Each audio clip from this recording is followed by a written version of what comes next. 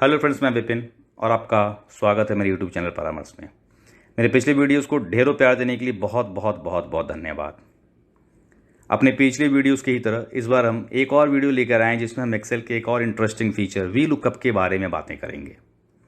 V lookup एक ऐसा tool है जो कि बहुत ही ईजी है यूज़ करने में, और इसे एक बार समझ लेने के बाद ये इतनी कॉन्फिडेंस हमारे अंदर में बूस्ट करता है कि फिर लगता है कि हम एक्सेल में बहुत कुछ कर सकते हैं।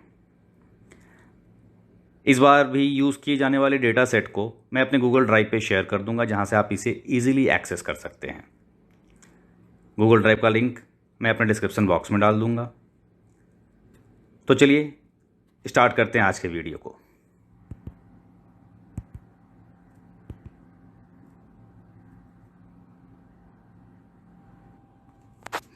हेलो फ्रेंड, वी लुकअप को डिस्कस करने के लिए मैंने एक छोटा सा डेटा सेट तैयार किया हुआ है, जिसमें कि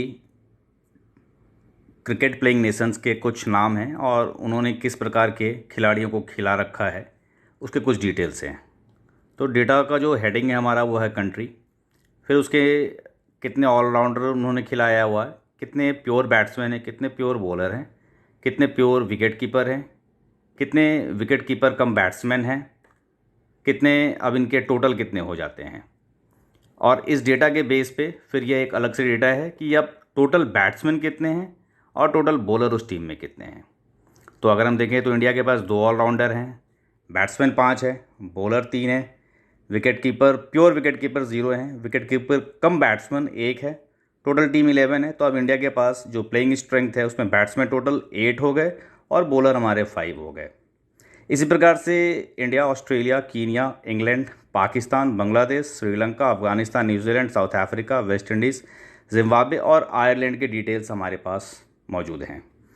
अब अगर हमें लुकअप को अप्लाई करना है तो आप मान लीजिए कि अगर ये लुकअप है, मैं चाहता हूँ कि मैं यहाँ पे सिर्फ कंट्री का नाम फीड करूँ और यह जो डिटेल्स हैं यह डिटेल्स हमें मिल जाएं कि वहाँ पे अब क्या होना है। माने कि इस डेटा में, ये जो हमारा डेटा है, इस डेटा में से ऑलराउंडर का क्या डिटेल है, बैट्समैन का क्या डिटेल है, ये सारा डिटेल हम चाहते हैं कि इसमें वो खुद ब खुद आकर के फिट कर जाए। तो यह हमें देखना होगा। तो इसके लिए हम यूज़ करते हैं वी लुकअप का जो फॉर्मूला उसे हम अप्लाई करते हैं। वी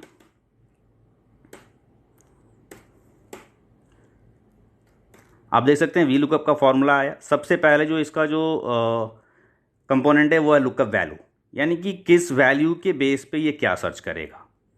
इसे सर्च करने के लिए एक वैल्यू चाहिए होता है।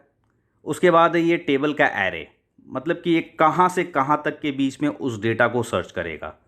जैसे कि ये हमारा जो टेबल है, ये इसके भीतर में कहाँ से कहाँ तक उसको सर्च करेगा, यह यहाँ में हमें डिस्कस करना है।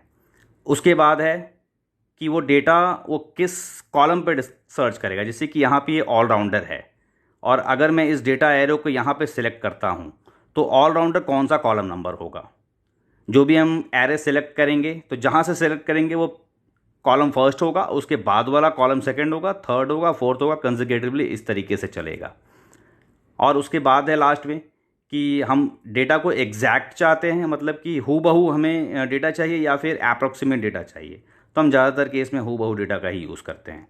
तो चलिए अभी हम इसे लुकअप वैल्यू के लिए इस सेल को रेफ़र कर दे रहे हैं, मतलब कि L3 में जो वैल्यू है इसे वो सर्च करना है। अब मैं इसे टेबल का एरे दे दे रहा हूँ कि टेबल एरे इसने क्या लेना है। तो मैं इसे यहाँ से लेकर के पूरा यहाँ तक दे देता हूँ जिसके बीच में उसे सर्च करना है। तो ये डालने के बाद आप देखेंगे कि ये जो पहला कंट्री का जो कॉलम है ये हमारा कॉलम 1 हो जाएगा, ऑलराउंडर कॉलम में 2 हो गया, बैट्समैन कॉलम 3 है, बॉलर कॉलम 5 है, विकेट कीपर फिर कॉलम 5 है, विकेट कीपर कम बैट्समैन कॉलम 6 है, टोटल कॉलम 7 है, ये फिर बैट्समैन फिर से 8 है और ये 9th कॉलम है। लेकिन हमें यहाँ पे ऑलराउंडर का डेटा लेना है। तो अब आप देखेंगे कि यहाँ पे ऑलराउंडर कहाँ पे है।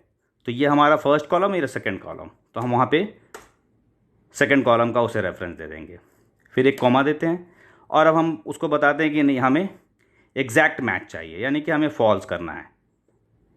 अब हम इसे एंटर दे देंगे। आप देखेंगे कि यहाँ पे ये एन मैं एक तरीके का ये इसने एरर रिफ्लेक्ट किया, क्योंकि यहाँ पे कंट्री में उसे कुछ भी डेटा मिला नहीं देखने को।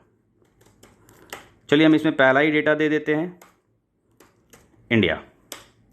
जैसे हमने इसे पहले डेटा दिया इंडिया, अब आप देखेंगे कि इसने यहाँ पे रिफ्लेक्ट कर दिया, ऑलराउंडर पे इन्होंने बता दिया कि नहीं यहाँ पे वैल्यू 2 है, हम इसे मैच करेंगे सही है या गलत। तो ये जो वैल्यू 2 है आप देख सकते हैं कि यहाँ पे ये वैल्यू 2 सही है।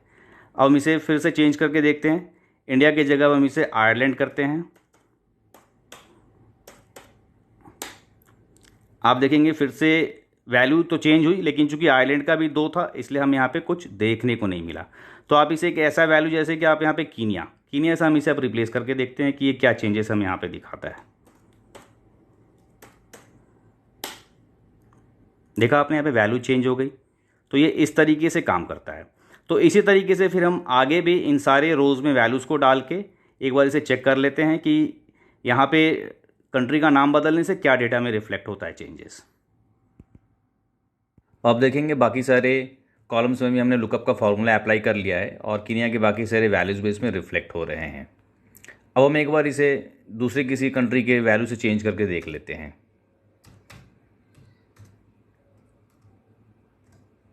देखिए यहाँ पे वैल्यूज़ ऑटोमेटिकली चेंज हो रही हैं।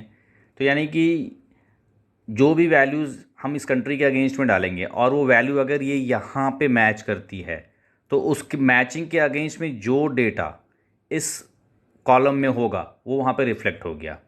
या जो भी हमने कंट्री का नाम दिया उससे अगर कोई कंट्री नेम यहाँ मैच करती है तो ये जो बैट्समैन का डेटा है उससे अगेंस्ट में वहाँ पे हमारी वैल्यूज़ मैच करके आ जाएंगी। माने ये सारा बॉलर का, विकेट कीपर का, लेकिन तभी तक अप्लाई होगा जब तक कि ये वैल्यूज़ मैच हो रही है। इन केस मान लीजिए कि हम कोई एक ऐसा कंट्री का नाम दे देते हैं, सच अमेरिका का नाम अगर हम ले लेते हैं जो कि क्रिकेट खेलता ही नहीं है, जिसकी डिटेल्स हमारे पास नहीं है, तो आप देखेंगे कि ये अमेरिका का जैसे हमने नाम रखा तो यहाँ पे ये एन ए यानी कि इसे इसके अकॉर्डिंग डेटा में कोई मैच मिला नहीं, तो इसने नॉट एप्लीकेबल का डेटा यहाँ पे रिफ्लेक्ट कर दिया। अभी हम यहाँ पे देख रहे थे कि ये जो वी लुकअप हम लोगों ने लगाया, यह वी लुकअप सेम शीट पे लगा हुआ है। वी लुकअप लगाने का एक और तरीका है कि हम दूसरे शीट से दूसरे शीट में भी लगा सकते हैं। जैसे कि यहाँ पे हमने एक शीट 1 बना रखा है, हम इससे भी वी लुकअप को लगा सकते हैं अपने इस शीट के ऊपर में। यानी कि हमने शीट 1 में केवल डेटा जो चाहिए उसे हमने यहाँ पे बना के रखा हुआ कि हमें यहाँ पे क्या डेटा, हमें कौन सा डेटा यहाँ पे देखने के लिए चाहिए, और ये डेटा कहाँ देखेगा, तो ये इस डेटा में जा कर के देखेगा। ये अभी तो हमने देखा कि शीट से लेके शीट में लगता है। हो सकता है कि ये डेटा किसी दूसरे शीट में भी रखा हुआ हो, किसी दूसरे वर्कशीट में रखा हुआ हो, दूसरे फाइल में हो, हम वहाँ भी इस वी लुकअप को अप्लाई कर सकते हैं। वी लुकअप को अप्लाई करने के लिए जो सबसे खास बात जिसे कि हमें ध्यान देना होगा कि जिस डेटा के बेस पे हम सर्च लगा रहे हैं, जैसे कि अगर हम यहाँ पे देख लें, ये जो वी लुकअप है, ये जो क्राइटेरिया है इसकी, यानी कि जिसके बेसिस पे हम सर्च कर रहे हैं, यानी कि ये जो कंट्री का जो बेसिस है हम जिसे सर्च कर रहे हैं, ये यहाँ का पहला कॉलम होना चाहिए। यानी कि ये इस डेटा का पहला कॉलम होना चाहिए, तभी वी लुकअप सही से अप्लाई होगा, अदरवाइज़ वी लुकअप में हमें एरर शो करता रहेगा। मैं फिर से रिपीट करता हूँ कि हम जिस बेसिस पे डेटा को सर्च कर रहे हैं, जैसे कि यहाँ पे हमने कंट्री के नेम पे बेसिस पे डेटा को सर्च करना है, यहाँ कंट्री का नाम है और इस कंट्री के नाम को हमें यहाँ देखना है, और इस अकॉर्डिंग हम डेटा इस कॉलम से ले रहे हैं। तो यानी कि हम कंट्री के नेम के बेसिस पे डेटा को सर्च कर रहे हैं, तो वो हमारा पहला कॉलम होगा। जैसे अभी मैं सेलेक्ट कर रहा हूँ, ये हमारा पहला कॉलम हमने सेलेक्ट किया, इसी तरीके से आप इसको सेलेक्ट करेंगे। या नहीं तो एक तरीका और होता है कि अगर हमने डेटा का कोई हेडर, मतलब यहाँ पे हमने मर्जिंग की हुई है, अगर हमारा मर्जिंग नहीं है तो हम इस तरीके से भी डेटा को ले सकते हैं, और यहाँ पे फिर हम इसे बता देंगे कि ये है और सेकंड कॉलम हमें चाहिए और हमें एग्जैक्ट मैच चाहिए। यानी कि 2 तरीके से आपने देखा कि अगर हम यहाँ से इसे सेलेक्ट भी कर सकते थे, या फिर हम इसके कॉलम को सीधे जाके ऊपर से ही सेलेक्ट कर देंगे तो भी ये अप्लाई कर लेगा। यानी कि अगर हमें वी लुकअप लगाना है तो जिस बेसिस पे हम लगा रहे हैं वो हमारा सर्च का पहला कॉलम होना चाहिए। अब हम देखते हैं कि हम एक सीट से दूसरे सीट पे इसे कैसे अप्लाई करते हैं। सीट 1 पे भी हमने सेम वही डेटा रख लिया था जो हमने यहाँ डेटा पे जो हमने वी लुकअप के लिए अप्लाई किया, जो हम यहाँ देख रहे थे, सेम चीज़ हमने यहाँ पे भी कॉपी करके रखा हुआ है। अब यहाँ पे सिर्फ इतना वर्क अंतर है कि हमने यहाँ पे कंट्रीज़ की एक लिस्ट बना ली है। हम जैसे ही कंट्रीज़ के नेम को चेंज करते हैं, यानी कि जो लुकअप वैल्यू चेंज करते हैं, डेटा अपने आप अकॉर्डिंगली चेंज होता चला जाता है। अब इसे हम कैसे अप्लाई करते हैं इसे हम देख लेते हैं। वी लुकअप जैसा आप जानते हैं हमें लिखना है, वी लुकअप हमने लिख लिया। हमें इस सेल वैल्यू को चेक करना है, ये हमारा लिखा हुआ। अब हम इसे कहाँ चेक करेंगे, तो हम यहाँ से सीधे आकर के जहाँ भी चेक करना है उस शीट पे क्लिक करेंगे, यानी कि यहाँ पे हम डेटा पे क्लिक करेंगे। अब हमें इसे बताना है कि तुम डेटा में जा कर के कहाँ से कहाँ तक तुम्हें देखना है, यानी कि ये फर्स्ट कॉलम होना चाहिए। वहाँ पे जो कंट्री नेम था, हम कंट्री नेम के बेसिस पे ही सर्च कर रहे हैं, तो कंट्री नेम हमारा फर्स्ट कॉलम होगा। और हम वहाँ पे ऑलराउंडर को देखते हैं, तो ऑलराउंडर हमारा सेकंड है, लेकिन हम डेटा का पूरा रेंज यहाँ तक ले लेते हैं। हम चाहें तो यहाँ तक भी ले ले तो हमारा काम चलेगा, लेकिन हम एक बार इसे पूरा ले लेते हैं। ठीक है, अब हम इसे बताते हैं कि हमें सेकंड नंबर कॉलम का डेटा आप हमें निकाल के दो। सेकंड नंबर में जो भी उस कंट्री के नाम के मैच के अगेंस्ट में आएगा, हमें सेकंड नंबर कॉलम से उसको डेटा को दो, और मुझे एग्जैक्ट मैच चाहिए। इसी तरीके से बैट्समैन के लिए भी हमने किया है। तो आप यहाँ पे दे सकते हैं कि हमने जो इसमें B3 से H15 है, यहाँ पे भी हमारा B3 से H15 है, ये बॉलर में भी B3 से H15 है, विकेट कीपर में भी B3 से G15 है, यानी कि हमने पूरा का पूरा रेंज वैसा ही रखा हुआ है।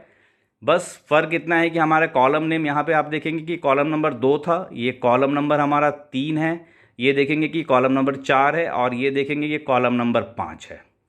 आपको कुछ नहीं करना है, यहाँ पे आप कंट्री का नेम को चेंज कीजिए। कंट्री का नेम चेंज होते ही ये साउथ अफ्रीका में इसलिए ऐसा आ गया क्योंकि हमारा साउथ अफ्रीका के स्पेलिंग में डिफरेंसेस होगा। ये यहाँ पे साउथ अफ्रीका इस तरीके से लिखा हुआ है, और यहाँ पे जरूर कोई स्पेस रह गया है, यानी कि ये भी एक चेक करने का अच्छा तरीका है कि आप में क्या डेटा में गलतियाँ हैं। आप यहाँ आयरलैंड दीजिए, ये आ गया, आप अफगानिस्तान दीजिए, ये पकड़ लिया। एक में स्पेलिंग की मिसमैच हुई, आपका डेटा नहीं मैच हुआ। तो ये आपने देखा कि किस प्रकार से हम वी लुकअप को एक शीट के अंदर लगा सकते हैं, एक शीट से दूसरे शीट के भीतर लगा सकते हैं। बस अब आपको चाहिए कि आप इस डेटा सेट को डाउनलोड कर लें हमारे गूगल ड्राइव के लिंक से, और आप इसे प्रैक्टिस करें और जम के प्रैक्टिस करें, और उसके बाद आपके अंदर का जो हेजिटेशन है वो दूर हो जाएगा, और आप भी वी लुकअप में एकदम से एक्सपर्ट हो जाएंगे। My well wishes are with you. Thank you for watching this video. Hello friends, अगर आपको मेरा ये वीडियो अच्छा लग रहा हो तो मुझे ज़रूर बताएंगे, और अगर आपकी कोई फीडबैक हो, कोई सजेशंस हो जिससे कि मैं अपने वीडियोस को इम्प्रूव कर सकता हूं, तो वह भी ज़रूर मुझे बताइएगा कमेंट करके।